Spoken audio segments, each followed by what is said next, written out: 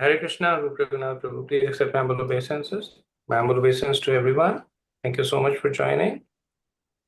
We'll start with the Mangalacharan. Om Namo Bhagavate Vasudevaya.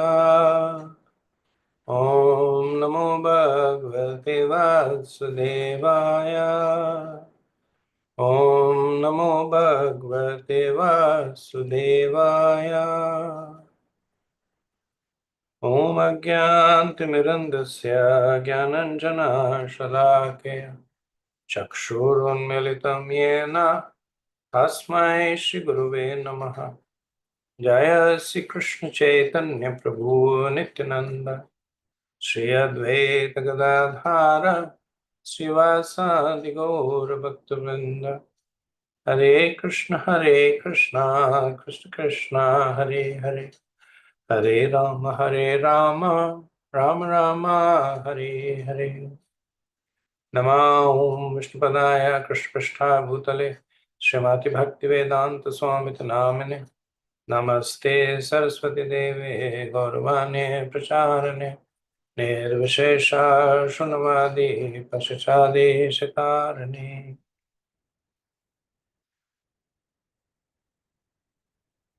So we'll do chapter 6 of the NoD. It's a short chapter. After that, we'll do a summation of the first 6 chapters, which, as I said, more or less establishes the philosophical basis. And then after that, mostly practice. Chapter 6 is kind of transition. It's actually a chapter of practice, but it also gives a high-level summation of what the practice looks like. So let me go ahead and share.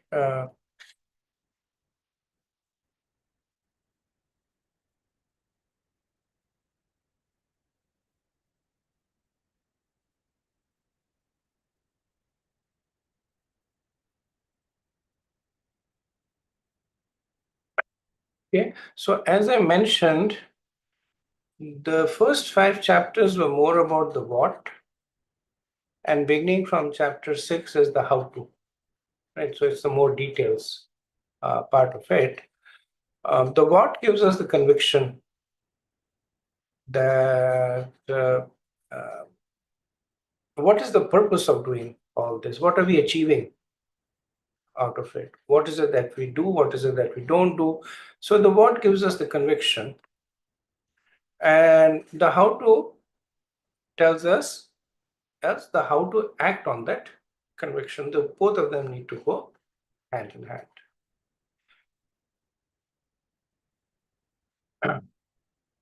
So once again, the chapter 6 comes in the second wave of sadhana bhakti, how to discharge devotional service. So this is the flow that in the 5th chapter, we talked about the purity of devotional service. Specifically, what we talked about was the fact that devotional service does not rely on any purity. And the title is a little bit, you have to kind of read a little bit deeper into Prabhupada's intentions. So when he says the purity of a devotional service, he's saying is that the devotional service in itself is so pure that it does not rely on the purity of anything else, whether it is birth or initiation or anything else. However, from the 6th chapter, the do's and the don'ts of devotional service come in, right? So the details of executing bhakti come in, and one may be a little confused that after saying that the devotional service does not rely on any external factors, then why are we now giving a fairly prescriptive list of the external factors for devotional service? But the difference is that those external factors are actually part of bhakti. They're not external to bhakti. They may be external to us because we are a little separated from bhakti, but they're actually like a part of bhakti. It's like, when a mother is feeding the child, then the feeding maybe so in the prison, the guards feed the prisoners, and the hospital, the nurses feed the patients. But when the mother feeds the child, it's simply an expression of her love. And so it's different from the other feeding. So superficially, it may look like the same, but for the mother, it is non-different from the relationship of love between her and the child. Similarly, when devotees execute the angas of bhakti, they may look material, performing achman, taking a bath, they may look material, but they are not looked upon as factors that are creating purity in devotional service. They are actually angas of devotional service itself. So this is an important distinction to make when some people will comment on the fact that if bhakti is supremely independent, if bhakti is self-sustaining, then why are there so many prohibitions and injunctions? And the answer is because they are part of bhakti. They are not external to bhakti. So beginning from the 6th chapter, the 64 angas of sadhana vedi bhakti will be explained, right? And essentially, Rupa Goswami, he relies on the book compiled by Sanatana Goswami called Hari Bhakti Vilas. And there's a bit of history in Hari Bhakti Vilas that actually one of the other 6 Goswamis was Raghunath Bhatt Goswami, who was the son of not Raghunath Bhatt, Gopal Bhatt Goswami, who was the son of Venkat Bhatt, who was the head priest of Srirangam temple, where Mahaprabhu stayed for the 4 months of Chaturmas. And Srirangam temple to this day is famous for having the highest standards of deity worship. So apparently, and I'm sorry at this point I'm getting confused for Raghunath Bhatt or Gopal Bhatt Goswami. Now I'm thinking it was actually Raghunath Bhatt Goswami. So Raghunath Bhatt Goswami, because he grew up in Srirangam, he learned from his father Venkat Bhatt. He was an expert in the rules and regulations of bhakti. And generally, it's understood that so his father was a Sri Vaishnava. The Sri Vaishnavas are very pakka in terms of deity worship. So he compiled a lot of notes and gave them to Sanatana Goswami to edit. And Sanatana Goswami was impressed by it, and he said, let's make it into a book. And Raghunath Bhatt agreed, but he put the condition that his name should not be mentioned anywhere. So deferring to the desires, and in Hari Bhakti Vilas, if you kind of read the statements put by Sanatana Goswami, he indicates in a poetic and an indirect way how he plays a secondary role in it, but he still defers to the desires of Raghunath Bhatt and does not mention him by name. So Hari Bhakti Vilas is kind of the encyclopedia. It's the reference book for Gaudiya Vaishnavas in terms of deity worship. And for those of you who do Pujari service in ISKCON, the deity worship manual is actually extracted from Hari Bhakti Vilas. Right? So when Hari Bhakti Vilas was written, now Hari Bhakti Vilas itself, it draws from uh, various Vedic scriptures that talk about deity worship, and there Sanatana Goswami says that given the fact that we are in this age of Kali, it's been simplified to a great extent. And when the deity worship manual was written, then further, and this is on the instruction of Srila Prabhupada, the procedures were again very much simplified. So what we have right now, even though we may think that it is complicated and requires a lot of effort, but it is a simplified version of a simplified version of the worship of the deities. Now, in Nectar of Devotion, Rupa Goswami, he draws heavily from Hari Bhakti Vilas, and he also gives the additional insight in terms of their importance and prominence. Right. So he mentions the basic principles, but he does not give detailed procedures. Right? He relies on you to refer back to Hari Bhakti Vilas. So this point I made that one of the questions is that after saying Bhakti has no prerequisites, why are these items being introduced? Because they are non-different from the execution of Bhakti.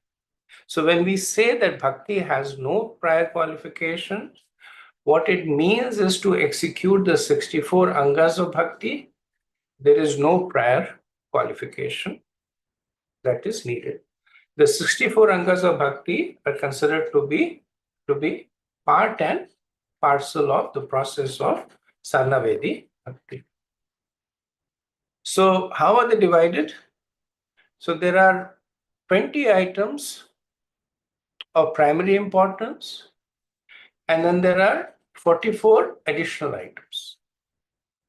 Of these 20 items, there are 10 items that are injunctions, pravriti. So 10 activities to do. And then there are another 10 activities which are prohibitions. So they are nivriti, not to do.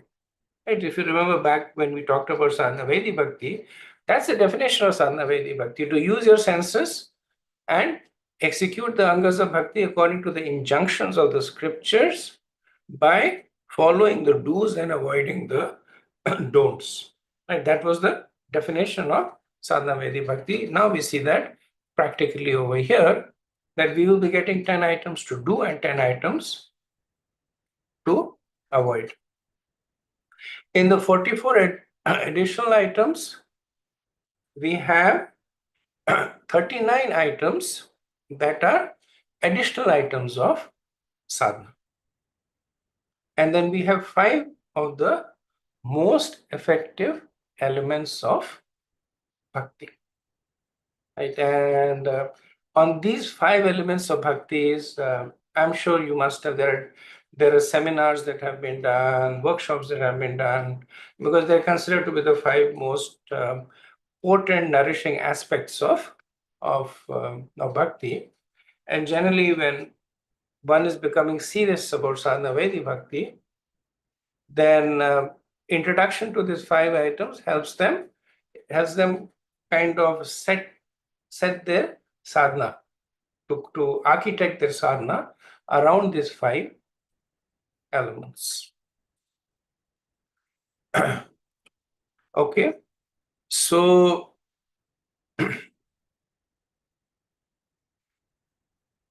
from chapter 6 to chapter 12 are basically a description of these 64 items.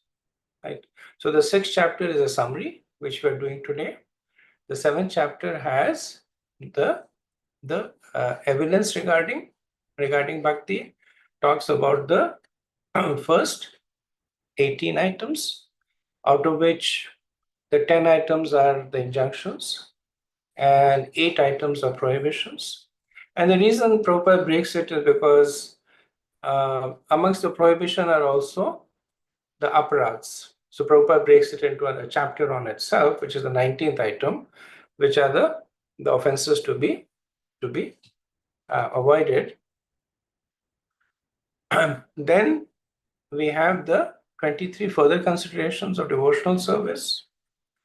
There is a separate chapter on the techniques of hearing and remembering that covers 4 items. The 11th chapter talks about the further aspects of bhakti, 7 items. And the conclusion comes in the 11 items that are described in further aspects of devotional service. So in this way, the 64 items are described from chapter 6 through chapter 12.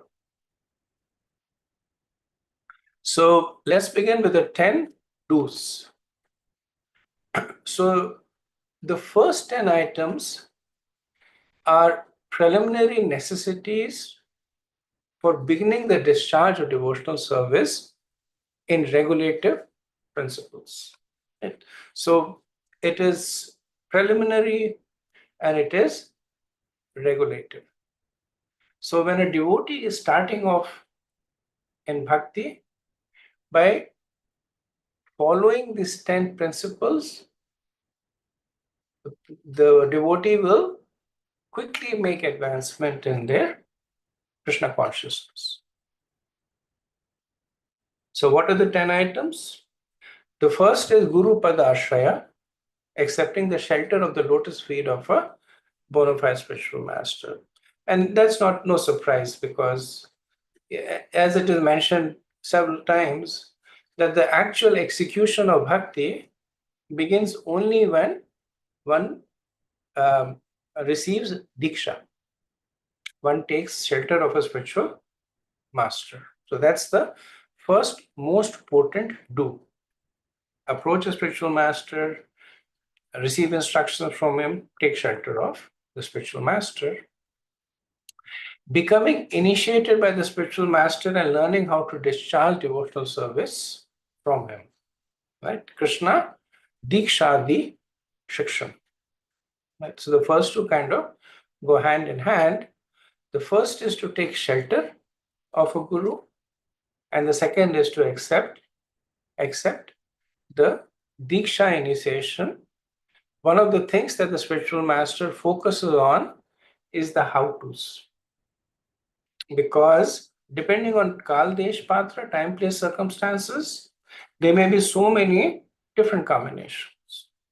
And the spiritual master is an expert in the how-to part, in the Abhiday part. Right? So that they are able to give this Shikshanam. And Diksha is important because it formalizes the relationship. So a disciple may have many Shiksha gurus. Right? So Guru Padashraya means they may approach different advanced personalities and take shelter of them. But ultimately, there is one amongst them that they take Diksha from. So that is their home. That is where ultimately the disciple reposes their spiritual life with the Diksha Guru. Now the Diksha Guru themselves might refer to disciple to Shiksha Gurus, and that is done quite often. We see during the time of Mahaprabhus, there were different disciples.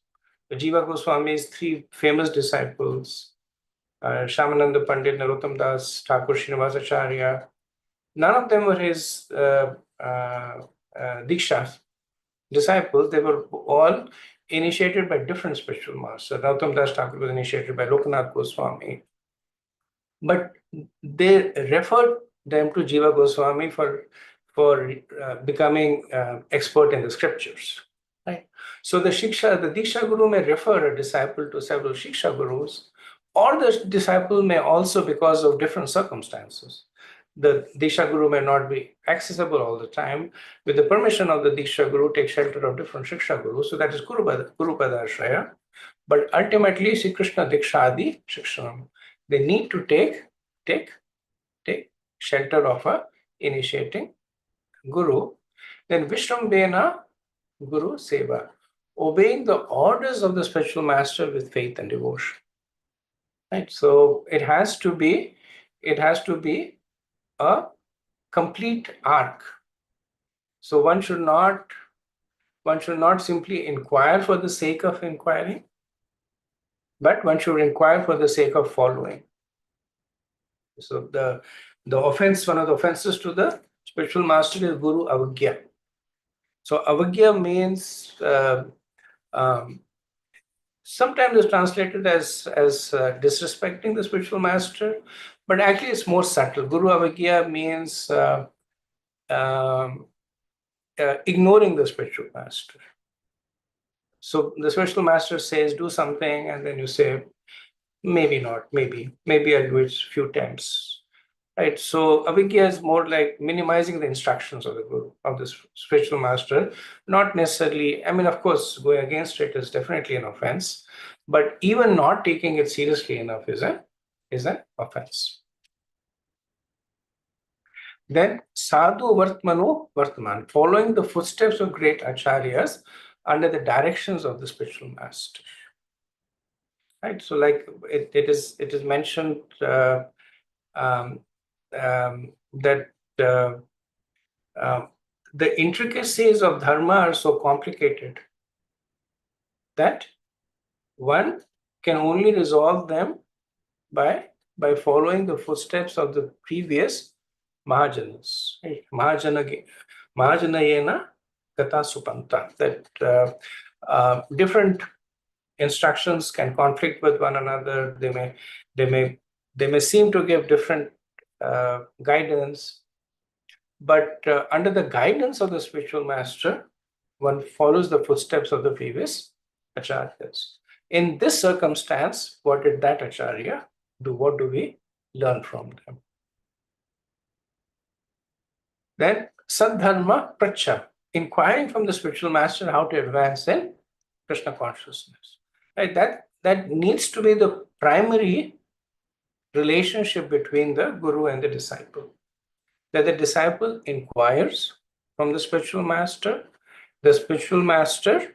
instructs, the disciple follows the instructions of the spiritual master with faith and devotion, and also follows the footsteps of the great acharyas under the directions of the spiritual master. Then Krishnarthi Bhogadi Tyagu, being prepared to give up anything material for the satisfaction of the Supreme Personality of Godhead, Sri Krishna.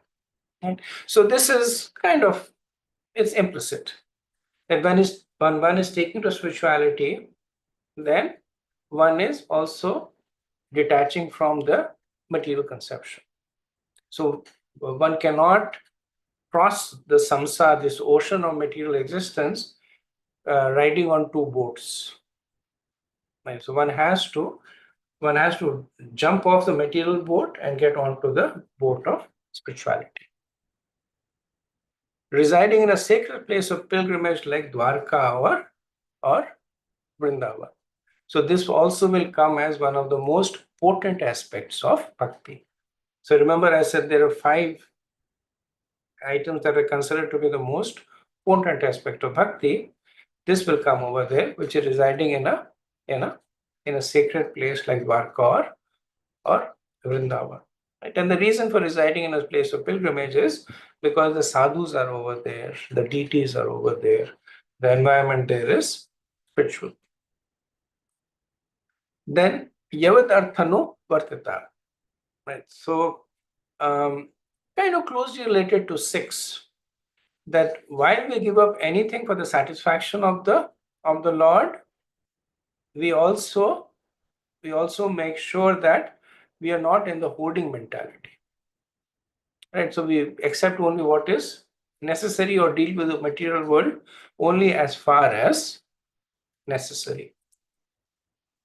Then observing fasting days on Ekadashi, right? So Rupa Goswami writes that Hari Vasara Samano, which is respecting the days of Lord Hari.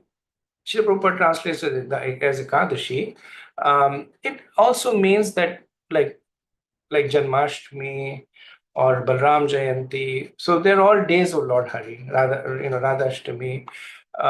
But specifically, as Prabhupada says, fasting on Ekadashi, fasting from grains at least. And then worshipping sacred trees like the banyan tree. Right? Datraya As Vatadi Gaurav. So these are the 10 do's. Let's do the 10 don'ts. Giving up the company of non-devotees. Vimukchana samtyago yatha. Right? And this is clearly understood.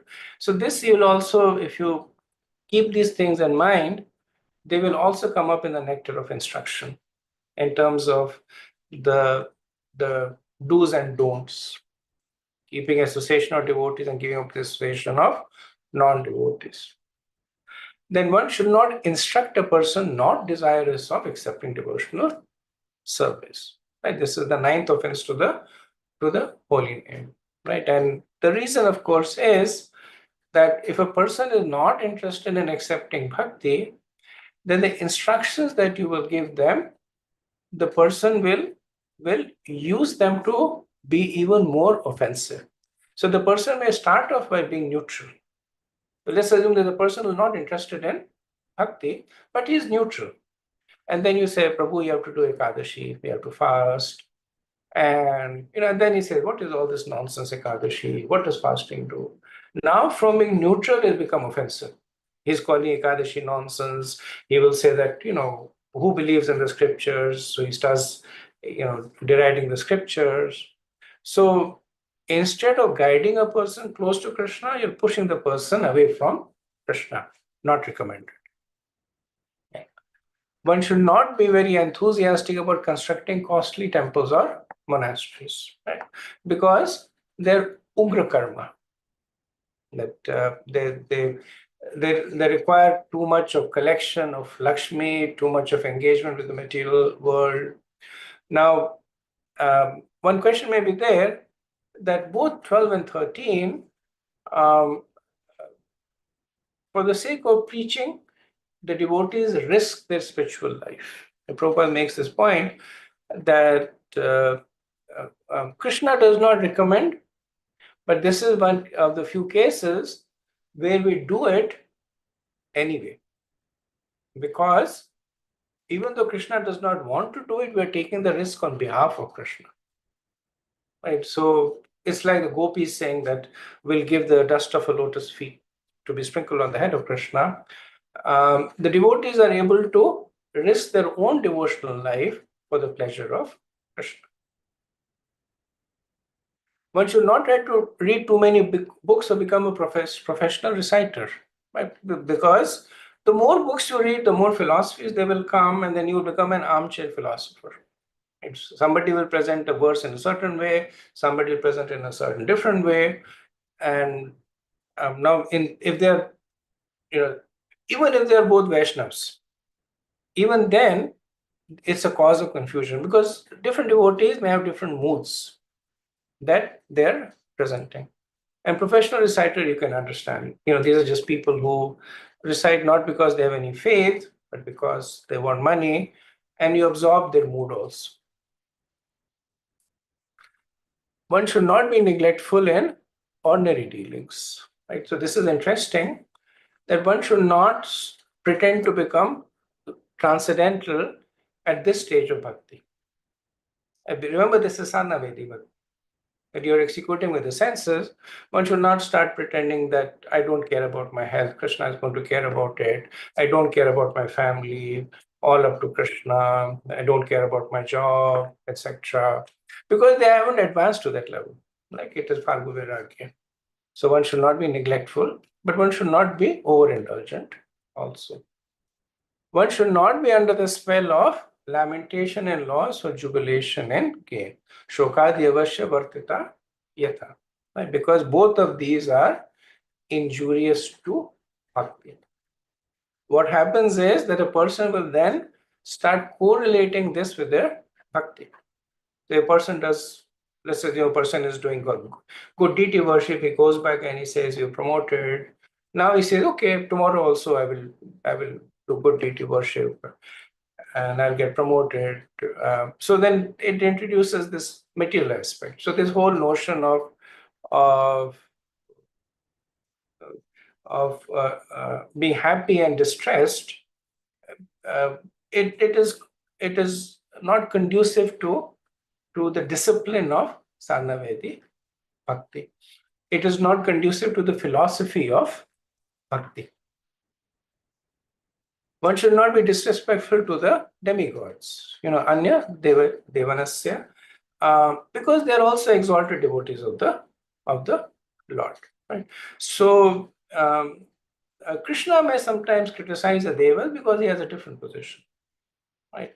So like he says, the worshippers of demigods are Alpamedesha, right? But he does not call the demigods Alpamedesha, because one becomes a demigod by virtue of their bhakti.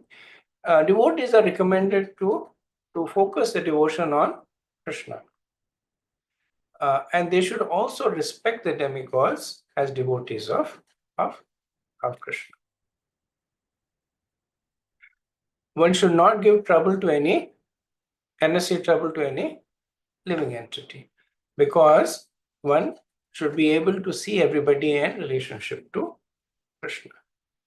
One should carefully avoid the various offenses in the chanting of the holy name or in the worshipping of the deity. So this gets expanded in the tones, right?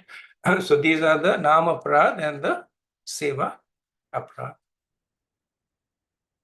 One should be very tolerant towards the blasphemy of the personality of Godhead, very intolerant towards the blasphemy of the personality of Godhead or his devotees. Right? Mahaprabhu at different times he gives strong injunctions. Somebody is blaspheming a devotee, he says, and again, not recommended in our day and time, but he says you should cut the person's tongue out. If not, then you should defeat the person in discussion. If not, you should leave the place, right? So for us, it's mostly, we definitely don't want to go around causing physical harm. So either we debate the person, or in most cases, we leave the association of such a person. So these are the 10 don'ts. So this is a famous verse spoken by Narad Muni to Vasudev, the father of Krishna, talking about the potency of bhakti. So within the do's and the don'ts, there is this injunction of not being too much into the material aspects, not neglecting it, but not being too much into it. So the question means that, is there any sense attached to it? Because we all have our debt. We have debt to the demigods because they're managing the universe. We have debt to the great sages because they give the scriptures. We have debt to the king, the society, to the family, forefathers. So one is born with so many debts. And the whole process of Vedic living is to pay off these debts. Because just like if you have any debt, you don't pay it off, then you carry the debt. It weighs you down. But here, Narad Muni says that one who has given up all material duties and taken full shelter of the lotus feet of Mukunda, who offers shelter to all, is not indebted to the demigods, great sages, ordinary living beings, relatives, friends, mankind, or even one's forefathers who have passed away. Since all such classes of living entities are part and parcel of the Supreme Lord, One who has surrendered to the to the Lord's service has no need to serve each person separately. This is a verse that Prabhupada quotes at several times, recites it several times, because it is it addresses the fear that devotees often have, because devotees by nature are soft-hearted and they feel indebted. So everybody is indebted, but the devotees feel it more so because of their compassionate nature, and they sometimes get into this dilemma. What should I do here? I have I have demands to this. I need to help the society. I'm indebted to the demigods. Should I worship them or not? This verse, it sets all those fears away. Same point is made by Krishna in 1866, when he says Sarvadharma Pratyajya. When he says Sarvadharma Pratyajya, he's not saying that you become irreligious. He's saying that there are so many secondary dharmas. There's the Varnashram dharma, there is the dharma to the Pitras, the dharmas to the Devas. That is the dharma. He's saying Sarvadharma Pratyajya Mamekam Sharanam Vraj. And then Arjuna says that, but what about the sins that I might accrue by giving up the secondary dharmas? And then Krishna says, Aham tum sarpapebhyo mokshyami masucha. Krishna, do not fear. When you take shelter of me, no sins will accrue to you. And the same point is being made over here. Conclusion is, follow the do's and avoid the don'ts. Simple. That's the essence of sadhana bhakti, that executed by the scriptures under the instructions of the spiritual master, by following the do's and avoiding the don'ts. Simple principle of sadhana bhakti. Okay, so let me pause over here and see if there is any discussion before I do the summation. Yes, Shripadma Mataji. Hare Krishna Prabhu.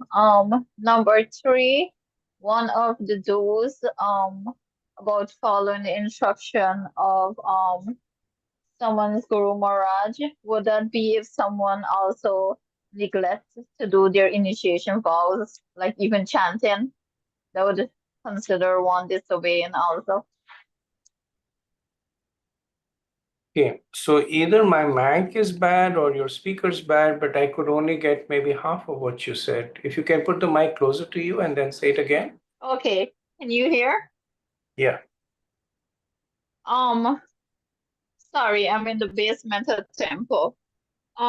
So number 3 of the don't is not obeying your Guru Maharaj.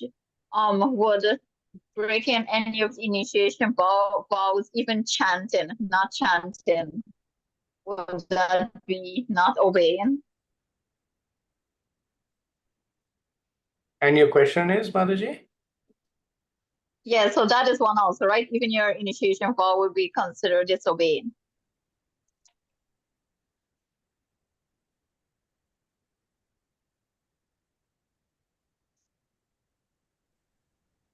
What she's asking is, if we do not chant our prescribed rounds, will that be considered as a disobey to spiritual master?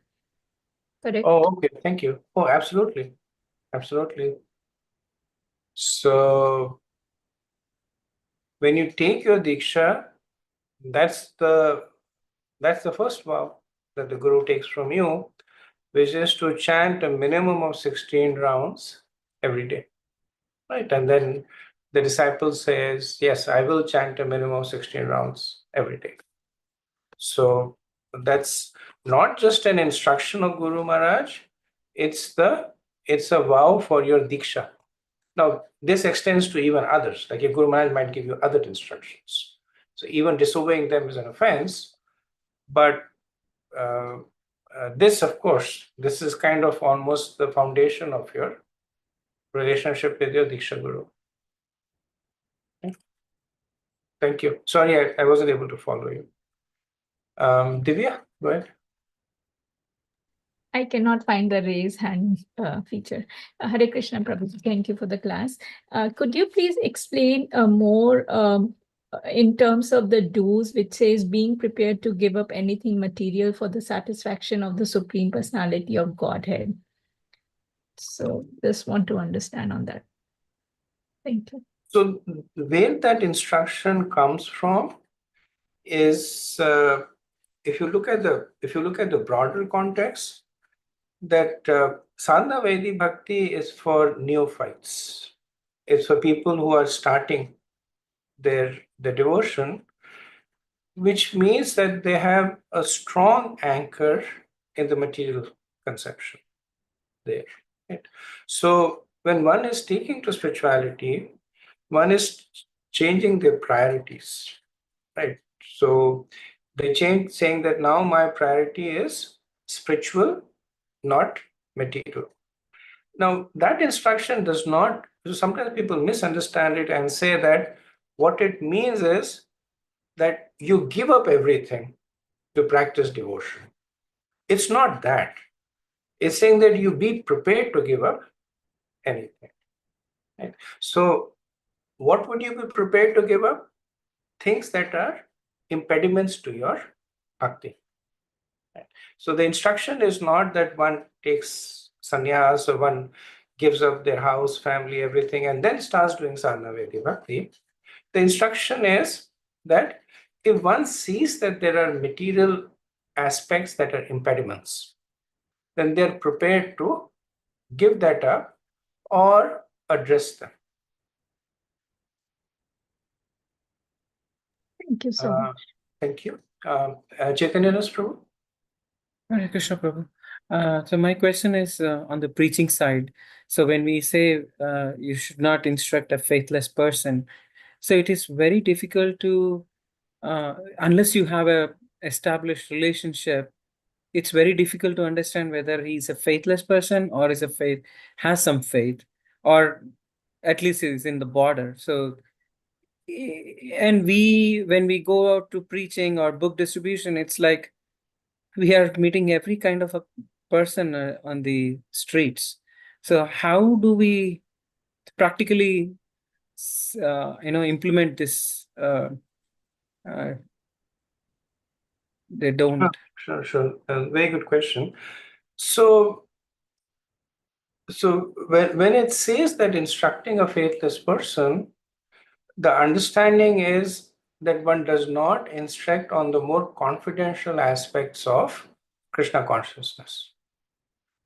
Right? So like you're alluding, one has to instruct or one has to share Krishna is God, there is spirituality, there is rebirth, soul, etc. But what is prohibited is talking about the rasa dance, talking about the deeper realizations of the various verses. Even the simpler verses of Bhagavad Gita, they're realized at different levels. So that is the more esoteric aspects. That's the kind that can invoke, depending on the person is, how faithless he is, it may evoke derision, it may evoke scorn, right? They may make fun. It's like the example that is given that a man may share his relation. So he may say that my wife's a great cook, or she has a great sense of humor. She's a great partner in my life, and that's talking about it superficially. But he's not going to share the more intimate aspects of his relationship there, right? So that is only reserved for people who are in the circle of trust. So that's how we understand these instructions. Thank you, Prabhu. And a corollary to that, Prabhu, is that sometimes when you are out preaching, you may meet people who will try to guide you in that direction, steer you in that direction. Right? I know I once met a person, and then actually Western body, and then he had read about the Gopi Geet, right? And then he started talking about, tell me more about the Gopi Geet. And I was a little bit anxious to distribute a book, so I started talking to him. And then, but at some point, I realized that whatever I'm talking is beyond my realization was very inappropriate, because he was looking at it from a whole different perspective. I actually had a very personal taste of this instruction at the time. Thank you, Prabhu. Thank you for the example. Thank you, Prabhu. Neeraj Gupta, Prabhu, we can't see you. Hare Krishna, Prabhu, Pranam. Dhanavad Pranam. Prabhu, on the first 10 things, 10 items which you said is, seventh item is residing at the sacred place of pilgrimage, which is in today's time. Is it like, and how do I understand this? Is it like literally go there and stay, or is it like make the house or the heart in which I live as a pilgrimage place?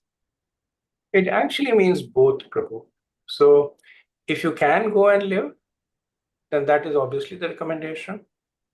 That there are potencies that are attached to these holy places, because there are places where pastimes were performed.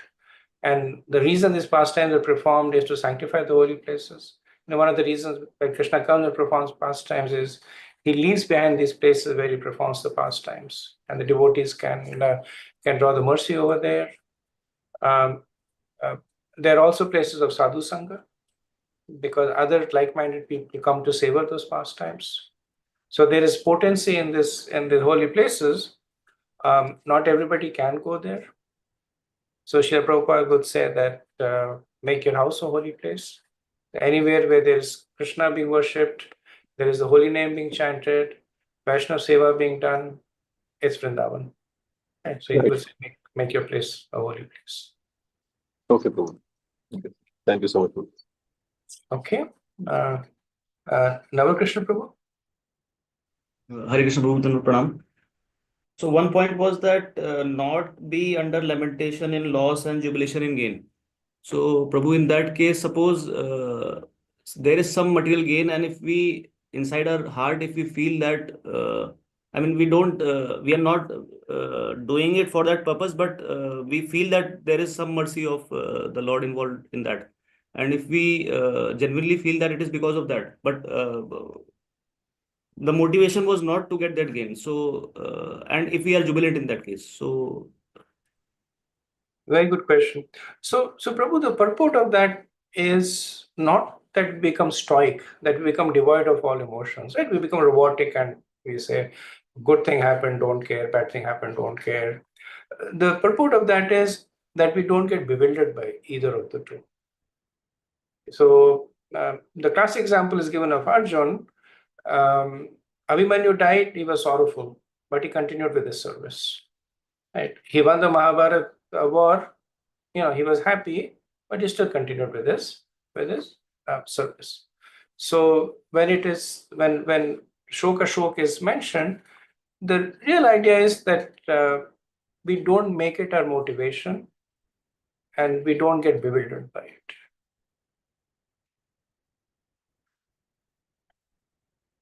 Okay. So this took a little longer. Okay, Harivamsha Prabhu, last question. Hare Krishna Prabhuji, Dandavat Pranam. Just now you mentioned this example of Abhimanyu, and similarly we see that sometimes the lives of devotees is also full of tragedy, and even the pastimes of the Lord himself experienced so much trials and tribulations here.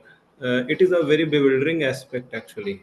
How to appreciate that, and how to grow in maturity so that we can stick to this point that one should not be under the spell of lamentation in loss and jubilation in gain. Thank you, Prabhu. Very good question. So I guess it's a bigger discussion, but what is the definition of a tragedy? The definition of tragedy is not the event that has occurred, but how you have taken to it. Two people may be in the same situation.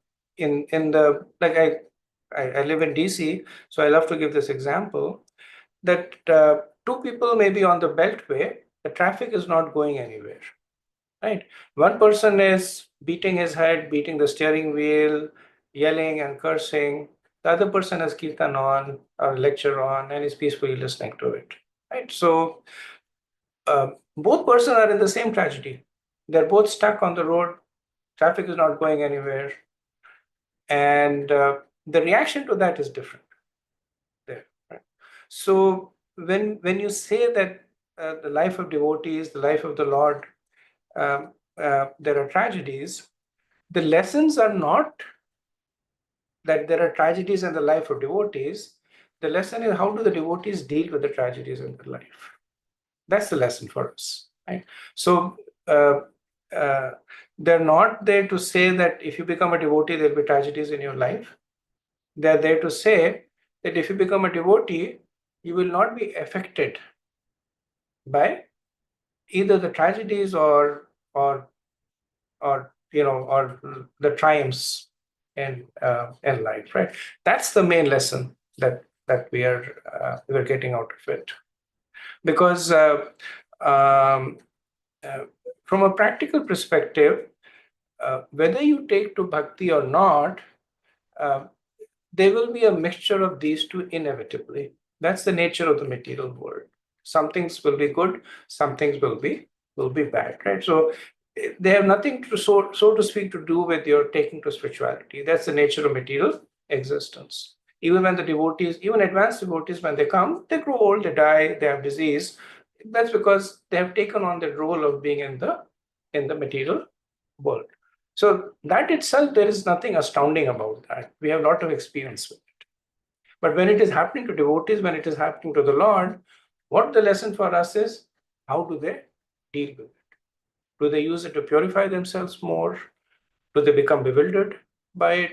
Does their conviction increase more? That's where they are teaching us by example.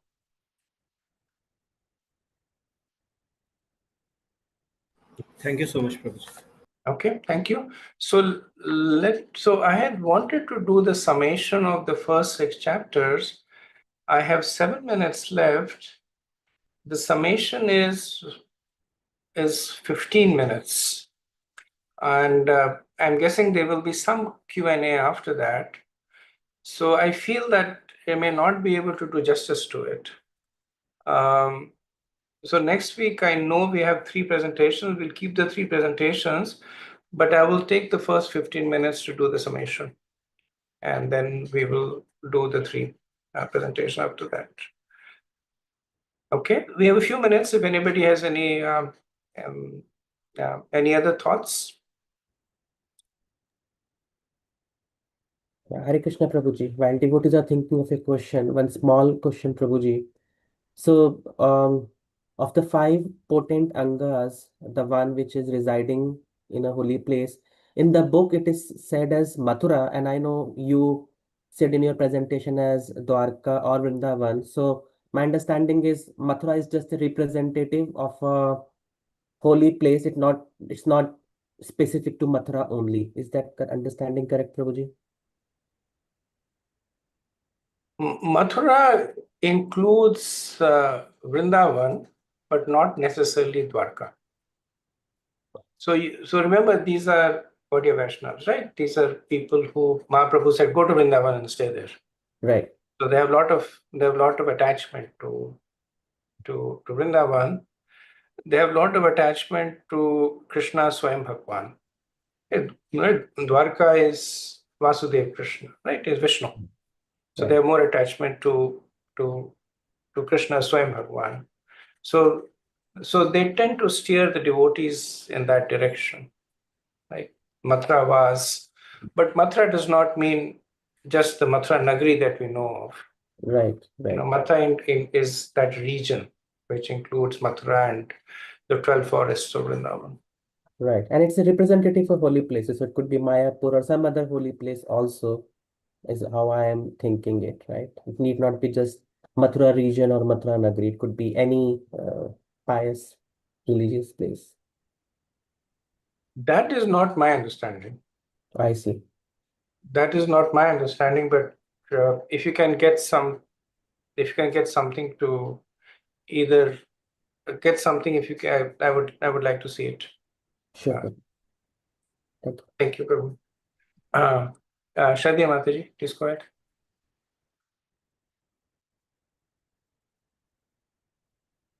Hare Krishna Prabhuji. Please accept my humble obeisances. All glories to Guru Maharaj and Srila Prabhupada. Thank you for the nice class, Prabhuji. Prabhuji, in the don'ts list, the 10 don'ts that you had mentioned, one of the don'ts was not to instruct someone who is uh, like against the devotional service, right? So Prabhuji, sometimes it happens is that, so some people who are our loved ones, we for their benefits, for children, for even any family member, loved one, they may not be very favorable, but out of affection and, care for them, you want to encourage them to do some devotional activities. Is that also considered in that category? I know, like Guru No, Maharaj. no, it won't. So it'll be the same answer that I gave to Chaitanya Das Prabhu, Mm, that it's okay to instruct them on the general principles of bhakti. mhm, It's okay to talk about the, the higher aspects of the philosophy, mm. not okay to talk about the more intimate or the detailed aspects of bhakti. Like 4 regulative principles, chanting of the holy names, these are considered These are regular, the more general aspects generic. you can Yeah, talk about. right, Krishna right. is the personality of Godhead, Mm, right? So those you can talk about, but the mood of Krishna's interaction with yeah. with Mhm, Yashoda Mai or the gopis or the Radharani, these are the more intimate aspects of it, which may cause the person, because they are not mature in their understanding, they become offensive. mm. Sure, Prabhuji. Thank you, Prabhuji. And like Guru Maharaj also recommends that doing the preaching with your achar, then prachar, by That your helps. how Yeah. you Yeah. conduct yourself. Especially with family members. With family members, generally, most of the cases, preaching by word does not help much, because they have an informal relationship with you. Many of them have seen you grow up. So the best way is to preach by example. Mm. That's the most important. May I ask one more question, Prabhuji? Sure. And Prabhuji, the number 13, which is in the don'ts, which is one should not be very one should not be very enthusiastic about constructing costly temples and monasteries. And in ISKCON we do make nice temples, but we don't make too lavish. Like in BAPS they make really, they go beyond. So is but when we construct the temple, our focus is, we are making a home for the Lord. It is, it has to be very nice looking, because everything top notch for the Lord, right? So, help me understand this point, Prabhuji, please. Thank you. I think you summarized it well, that making really opulent temples, it becomes an endeavor in itself, and it distracts one. So Srila Prabhupada's mood always was that we should look upon a temple as preaching centers. And people get attracted to nice buildings, to clean facilities. So in that way, Prabhupada encouraged to have beautiful altars, nice temples, but he was against investing too much into building really elaborate temples. Right? Because becomes ugra karma, as I mentioned, just becomes the temple becomes, the building becomes the focus. Like I don't know if you have gone to Prem Mandir, very very elaborate building, very beautiful settings, and really speaking, the deities are hidden in a corner over there. You walk through the whole temple and they'll show you all the carvings, and they're all made of Italian marble, etc. And really the simplest part of the temple is the altar. Yeah, There. So you can see that you can see that in action there. that's true, Prabhuji. And in our ISKCON temple, the temple may not be lavish, but the altar is lavish, Altar is always lavish, and the fresh flowers to the Lord and everything. Yeah, that's true. yeah. Thank you, Prabhuji. Thank you. Hare Krishna, Prabhu, please go ahead. Sorry, Prabhuji. Just I thought let me take the opportunity to ask clarify one more doubt in my mind. So, Prabhuji, when we are on the path of devotional service and we are on the ladder, we see that there are a lot of shlokas and people quote, and they remember, hundreds of shlokas. So I don't. So is it like considered as no? I am still on the ladder zero, or because that sometimes it comes in my question in my mind that oh, this person can speak and narrate and very, very, beautifully, and so many shlokas he remembers, from this section, from that section. But how do I understand that point, probably? If you can throw some light on it. Thank you. Thank you, Prabhu. Good question. So Prabhupada wanted his disciples to learn some shlokas because they added authority to what they spoke. Right. So if you look at even the earlier lectures of Prabhupada, he was speaking to a Western audience, but he would still quote shlokas there, right? And most of the time they couldn't even understand his English, so far less understand his Sanskrit. But still, Prabhupada, they would quote the verses. Because the verses, he said the sound vibration of the verses, they have the potency, and they also add credibility. So it's not so much that I think it is like this. It is Krishna says this, Rupa Goswami says this, right? So it indicates this mood of following instructions. The more important thing is that the pursuit of these slokas should be done as a nourishing aspect. It should not be in itself. Otherwise, we may become jnanis. And that's not the mood. It's not that, it's not that once there was a disciple of Prabhupada who was good at this, right? And he would basically come to Prabhupada and he was good at memorizing shlokas, and he would recite shlokas for Prabhupada. Prabhupada initially encouraged him. Later on, he said, there are so many verses. So the point he made is, what's the point? You learn 10 verses, 20 verses, there are thousands of verses. What's the point in learning all them, unless they're nourishing the primary aspect of bhakti. Okay, so we'll take one last question and then end for the day. Hare Krishna Prabhuji, Dandavat Pranam. I just wanted to have a question on rigidly giving up the company of non-devotee. This was one of the first don'ts.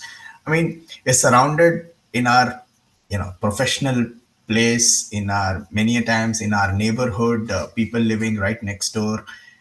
All throughout there are so many non-devotees, it becomes really difficult. Sometimes we have to even travel with them because of business, and their company gets rubbed onto us because we've been associating with them, and it sometimes becomes very difficult. So I just wanted to get an understanding as to how do we approach this situation and still stay fixed in our devotional service. Thank you, Prabhu. It's a very practical question that a lot of us face. So when this point, and we'll discuss this more so in the Nectar of Instruction, but when it is said give up the company of non-devotees, it means that we do not take their association, but we give them our association, which means that we don't get affected by them, but we try to inspire them. Right?